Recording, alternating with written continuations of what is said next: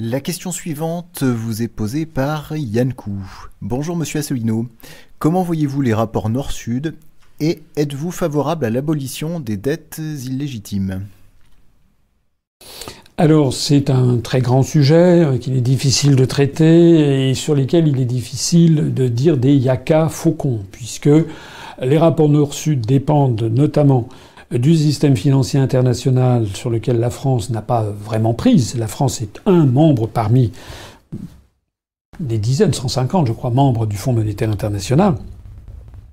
Et puis par ailleurs, ça dépend aussi des échanges commerciaux sur lesquels, là aussi, la France n'a pas toujours prise. Bien. Cela étant, les gens qui me connaissent savent que c'est un sujet qui est capital. D'ailleurs, on ne peut pas parler des questions migratoires si, et c'est d'ailleurs ce que nous allons apporter au débat, si on ne se pose pas la question de savoir pourquoi y a-t-il des gens qui quittent leur pays. Et fondamentalement, nul au monde ne quitte le pays de ses parents, de ses amis d'enfance, le pays de ses références culturelles, religieuses, géographiques, le pays où on a vécu quand on était petit. Nul ne fait ça par plaisir. Les gens le font par nécessité, le font pour essayer tout simplement de survivre ou pour aller chercher de l'argent, pour aller envoyer ça à la famille qui est restée au pays. Donc c'est dire à quel point les questions migratoires sont des questions douloureuses et à quel point les questions migratoires doivent être indissociables d'une réflexion en profondeur sur effectivement ce que cet internaute appelle les échanges Nord-Sud. Alors je ne vais pas dire que j'ai la solution miracle.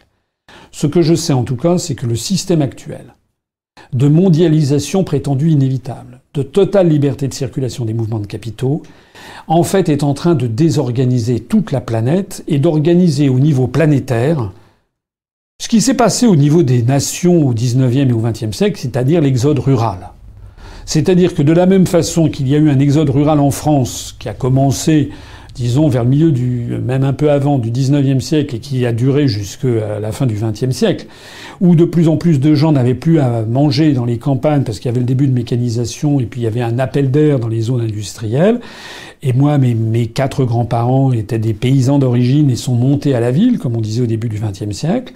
Eh bien, de la même façon, ce système est en train de se produire au niveau planétaire. Si l'on ne veut pas qu'il se produise, il faudra inévitablement réfléchir à un système de partage des richesses, à une remise en cause de la libre circulation des mouvements de capitaux, ce qui d'ailleurs au passage évitera de faire à l'autre bout du monde des productions que l'on peut faire localement, ce qui au passage permettra de protéger également l'environnement planétaire, de sauvegarder les océans, l'atmosphère, etc., de préserver les emplois locaux.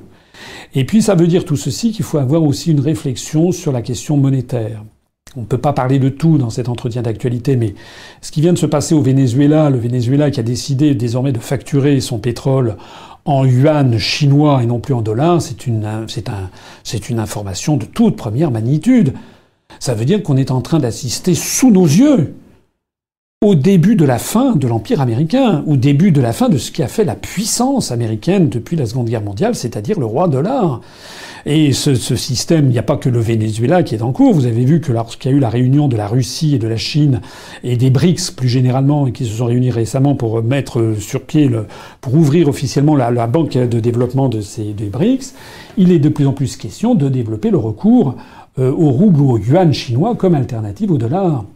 Donc actuellement, des grandes forces sont à l'œuvre et c'est la prédominance blanche et américaine issue de la Seconde Guerre mondiale sur le reste du monde qui de plus en plus est en train de s'effondrer. Je renvoie d'ailleurs au passage à ma conférence, à une conférence que j'avais faite il y a déjà 2-3 ans qui s'appelait l'hyperpuissance américaine est-elle sur le déclin ? On est en train de constater que chaque mois qui passe montre que cette hyperpuissance américaine est en effet sur le déclin.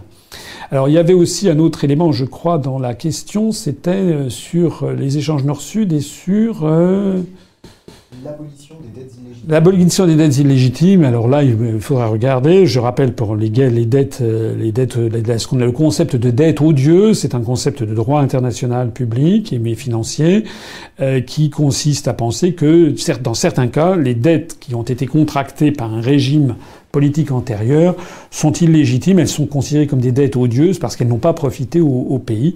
Il faudra regarder ceci d'assez près. Je pense que de toute façon, il va falloir que quelqu'un mette sur la table la question de l'endettement planétaire. Voilà. Il y a un proverbe boursier qui dit les arbres ne montent pas jusqu'au ciel. L'endettement ne va pas monter jusqu'au ciel.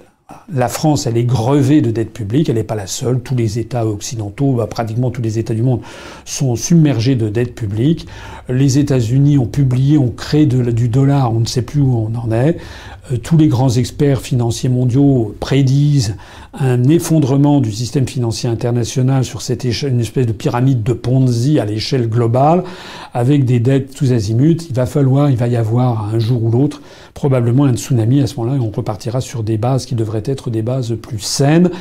En attendant, je me rappelle qu'il y avait, dans le cours des années 60-70, régulièrement la France effaçait certaines dettes auprès d'un certain nombre de pays qui les avaient.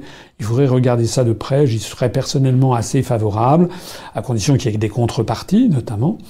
Mais je serais également favorable, et si j'avais été élu président de la République, j'aurais lancé cette procédure immédiatement pour que la France entame des négociations avec les créanciers de la dette publique et que l'on voit là-dedans trier le bon grain de livret et voir quelles étaient les dettes que l'on pouvait éventuellement, demander, dont on pouvait demander la remise. Je rappelle quand même que la Grèce, parmi l'ensemble des dettes publiques, il y a quand même des milliards d'euros qui ont été annulés.